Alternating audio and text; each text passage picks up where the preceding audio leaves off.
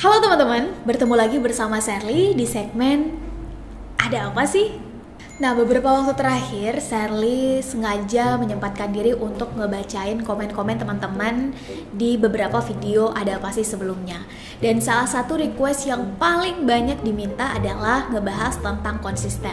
Terus Sherly berpikir dong, kalau ngomongin tentang konsisten, maka biasanya itu pasti diawali dengan keinginan kita untuk berubah. Harapannya adalah berubah ke arah yang lebih baik, bener gak? Nah, untuk itu, dalam episode kali ini kita akan ngebahas tentang berubah dan konsisten. Ada apa sih?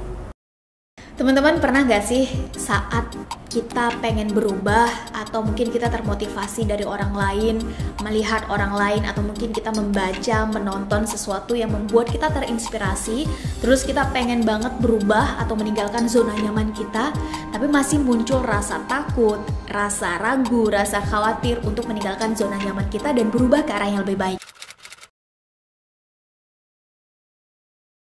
Nah, teman-teman, menurut Bob Sadino, setidaknya ada 5 hal yang paling ditakuti oleh anak muda. Pertama, anak muda nih, kita itu takut dengan kegagalan. Betul nggak?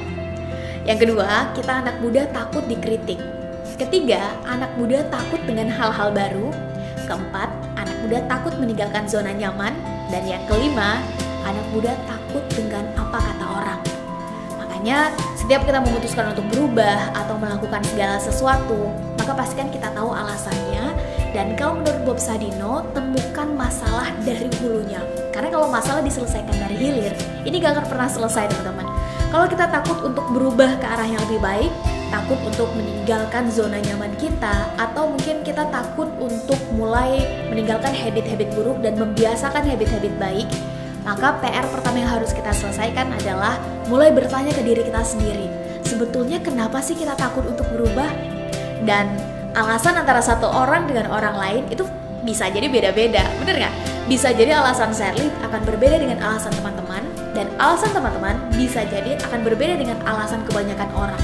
Dan kita nggak perlu menyamakan alasan. Saat kita sudah tahu alasannya apa, maka kita mulai bisa tuh nemuin sebetulnya solusi yang paling tepat buat kita apa. Demikian juga mereka yang punya masalah dengan rasa takut untuk gagal, pasti berbeda solusinya dengan mereka yang takut karena dikritik oleh orang.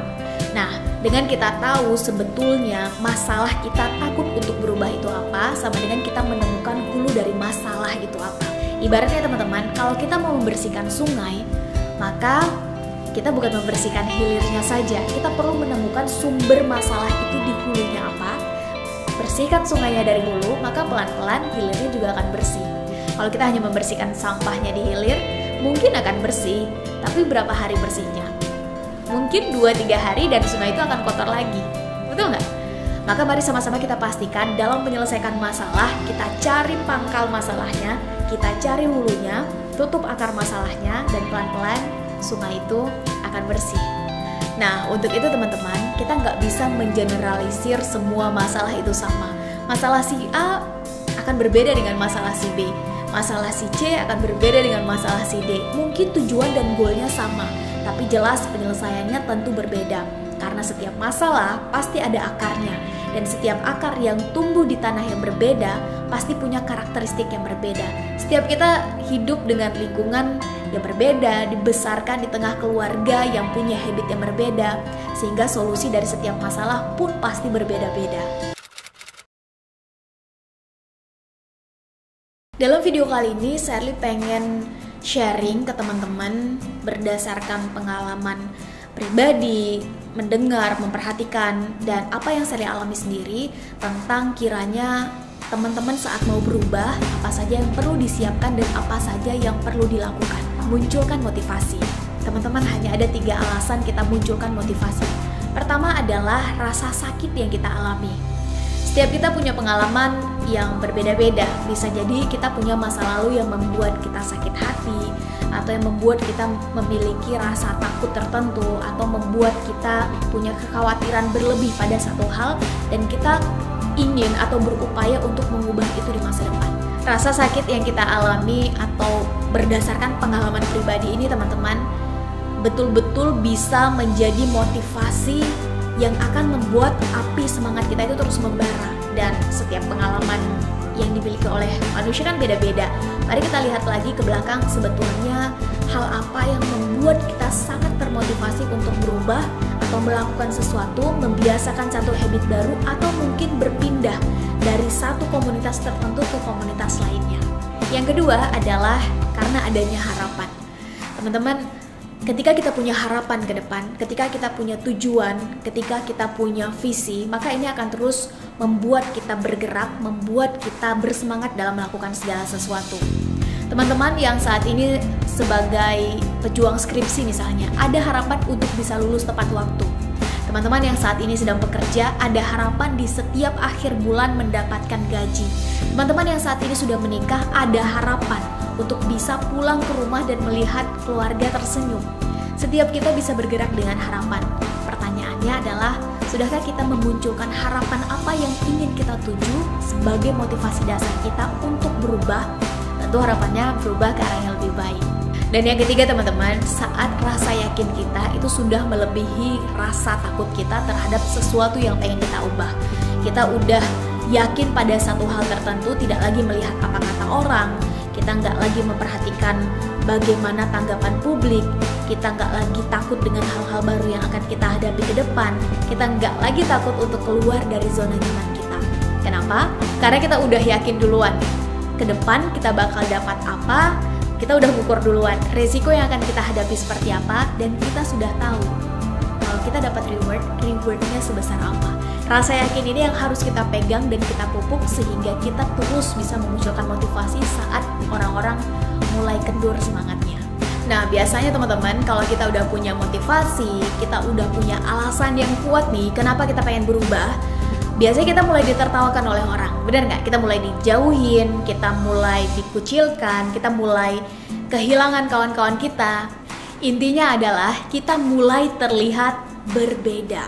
Nah, di fase ini teman-teman, yakin aja, selama yang kita putuskan itu dengan penuh kesadaran, selama memenuhi dua standar, baik dan benar, harus sampai benar, nggak cukup baik aja.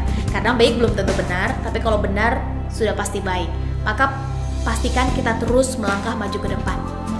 Ada satu pepatah bijak yang bilang kayak begini, biarkan orang lain menertawakan kita sekarang karena kita terlihat berbeda, karena ke depan kita yang akan menertawakan mereka karena mereka semua terlihat sama. Jadi kalau sekarang kita terlihat berbeda atas satu keputusan kita, apalagi keputusan untuk berubah menjadi lebih baik, maka that's okay. Mari sama-sama kita terima resiko dan konsekuensinya, dan satu-satunya cara untuk membuktikannya adalah pastikan kita konsisten. Prove it. Nah, fase selanjutnya teman-teman, setelah kita terlihat berbeda, kita ditertawakan, adalah fase dimana kita harus menguatkan kontrol terhadap imunitas kita. Fase awal-awal kalau kita mau berubah ke arah yang lebih baik kan adalah tentang bagaimana kita konsisten, bener ya? Dan fase-fase penguatan imunitas ini, menurut Shirley, ini adalah fase zero tolerance. Yes or no, hitam atau putih, gak ada sekali hitam sekali putih. Pas giliran enak, kita masuk ke bagian yang putih. Pas giliran gak enak, kita pindah ke bagian yang hitam. Ini adalah jelas dua habit yang berbeda, ini jelas dua komunitas yang berbeda. Karena ada orang bijak yang bilang gini teman-teman, kalau kita pengen jadi elang, maka berhenti berpikir sebagai bebek. Dan kalau kita pengen jadi bebek, maka ya udah jangan mimpi jadi elang. Karena keduanya punya habit yang berbeda, cara mengambil kesimpulannya berbeda, dan punya karakter yang berbeda, pergaulannya juga berbeda. Nah, di fase imunitas ini segera tentukan teman-teman biasanya bergaul dengan siapa, habitnya seperti apa, dan ketika kita pengen meninggalkan itu, segera tinggalkan. Misalnya nih, kita selama ini sering banget ngerasa insecure atau nggak percaya diri dengan diri kita sendiri. Nah, untuk bisa meninggalkan mindset ini, maka segera tinggalkan live grup-grup yang selalu membicarakan tentang kekurangan diri, selalu ngebandingin diri dengan orang lain, dan segera masuki grup yang selalu bicara ke depan, selalu bicara optimisme, selalu melihat kekurangan menjadi kelebihan, dan selalu bicara tentang progresivitas.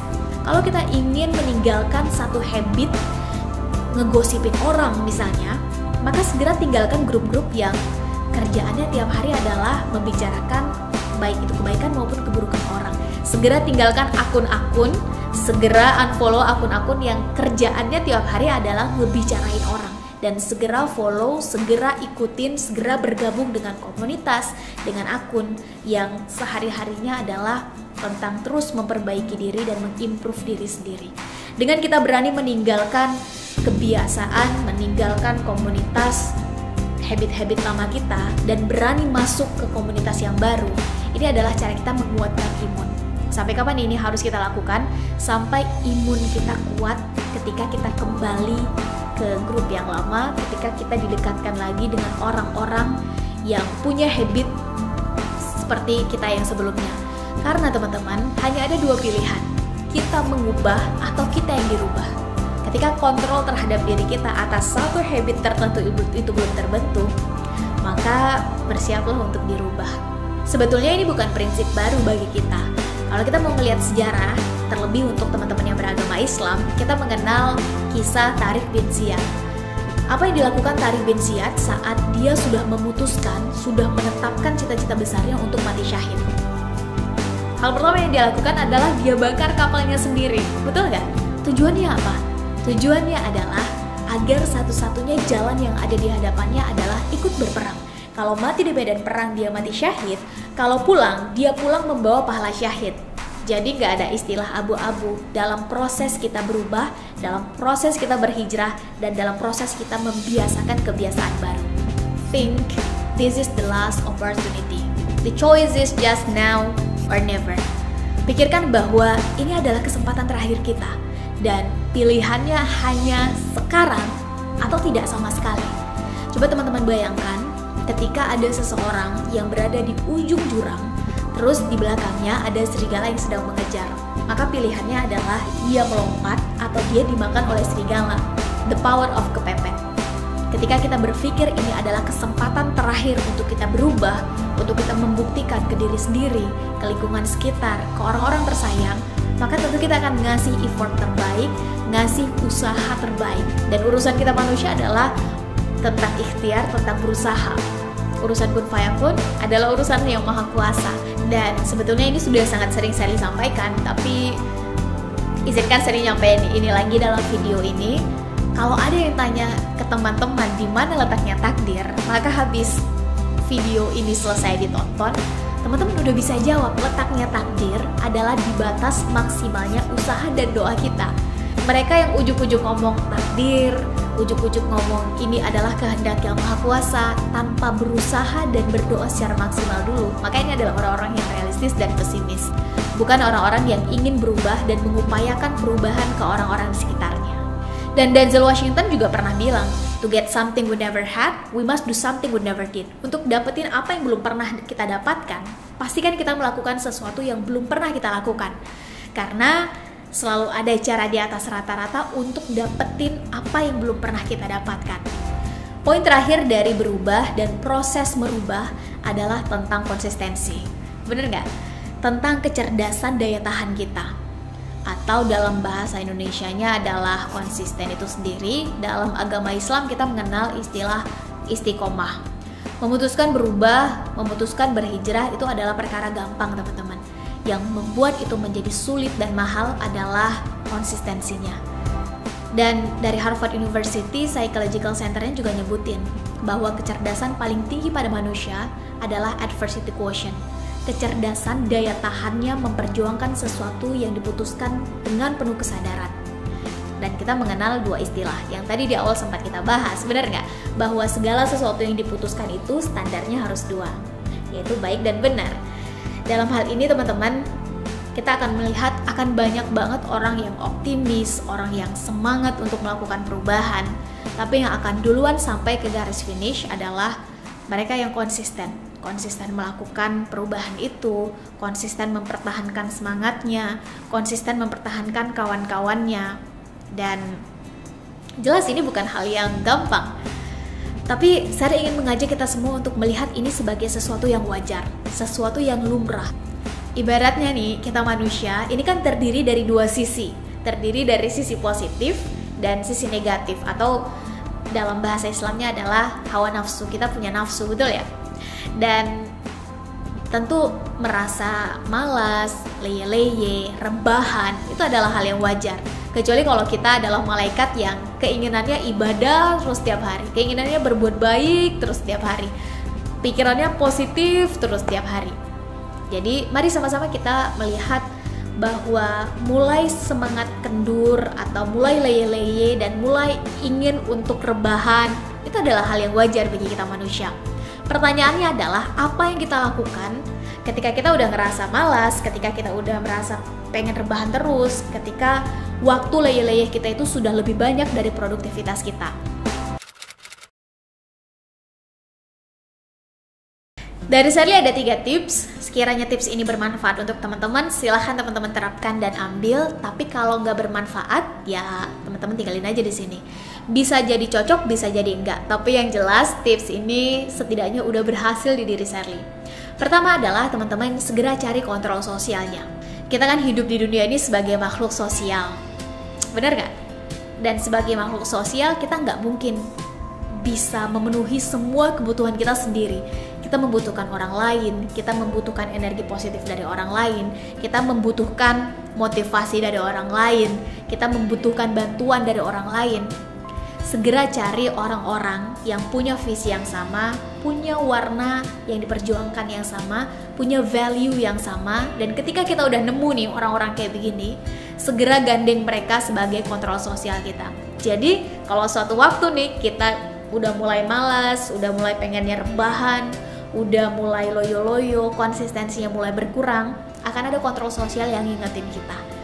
Dan saat kita mulai naik, mulai dipuji, mulai berprestasi, diakui, mulai besar kepala, ego, jumawa, tinggi hati, akan ada kontrol sosial kita yang mengkritik.